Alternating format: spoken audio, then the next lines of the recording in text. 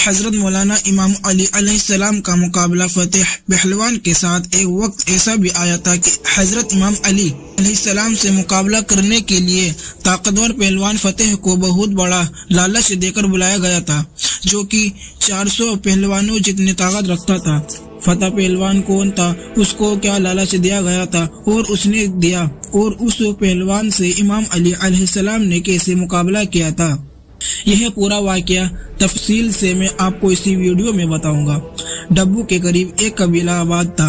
اس قبیلے کا ایک سردار تھا جو کہ اس حصے کا بادشاہ بھی تھا، اور حضرت امام علی علیہ السلام سے بہت گوبس رکھتا تھا، اور وہ کافر تھا۔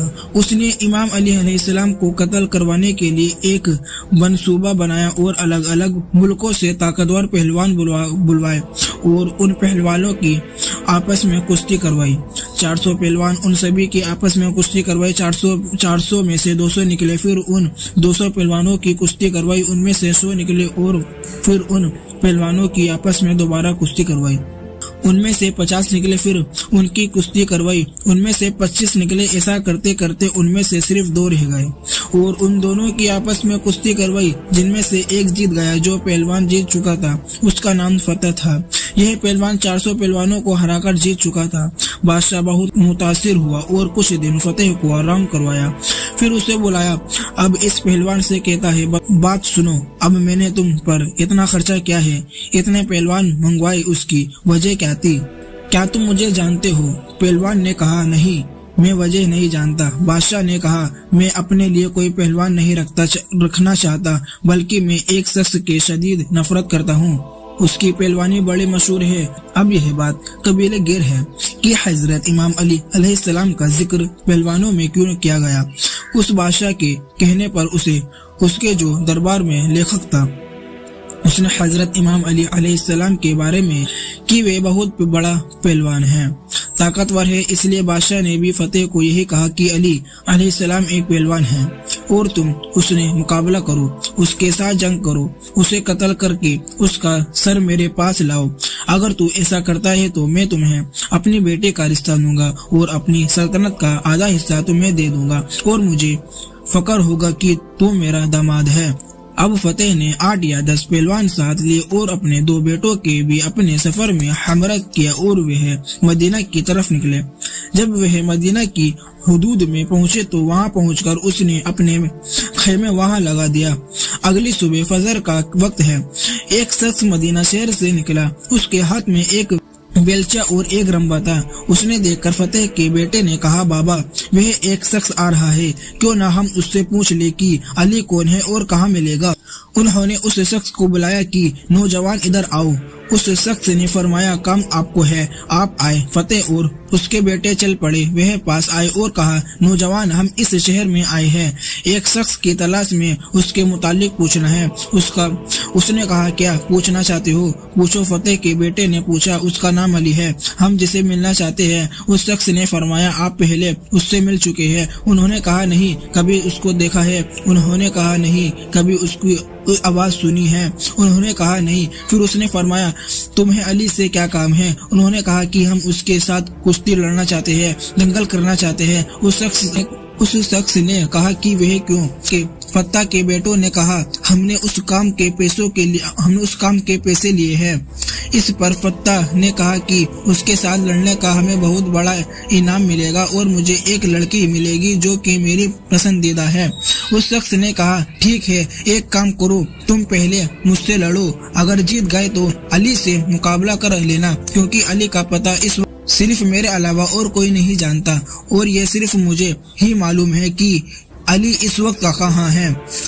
دراصل وہ شخص اصل میں حضرت امیر المومنین امام علی ابن ابی طالب علیہ السلام ہی تھے۔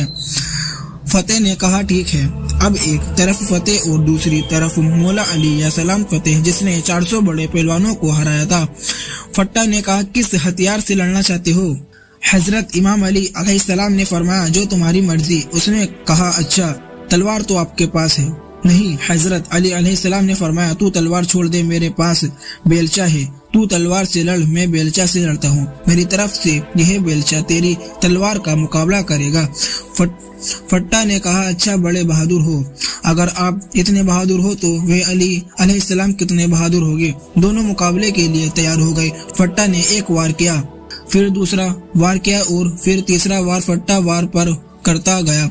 इमाम अली अलैहिस्सलाम रोकते गए। तलवार के वार करते करते फट्टा रुक गया और हट गया। इमाम अली अलैहिस्सलाम ने फरमाया, फट्टा और कोई फरमाइश? फतेह ने कहा, ए अजनबी, आपने मुझे मायूस कर दिया।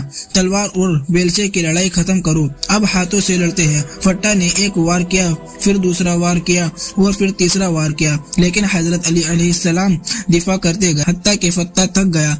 फिर फत्ता कहता है, अब तीसरा दंगल लड़ते हैं जिसमें मुझे फन है, महारत है। जिस तरीके का इस्तेमाल मैं आखिर में करता हूँ, बर्ची में अरब बच्ची से लड़ना चाहता है।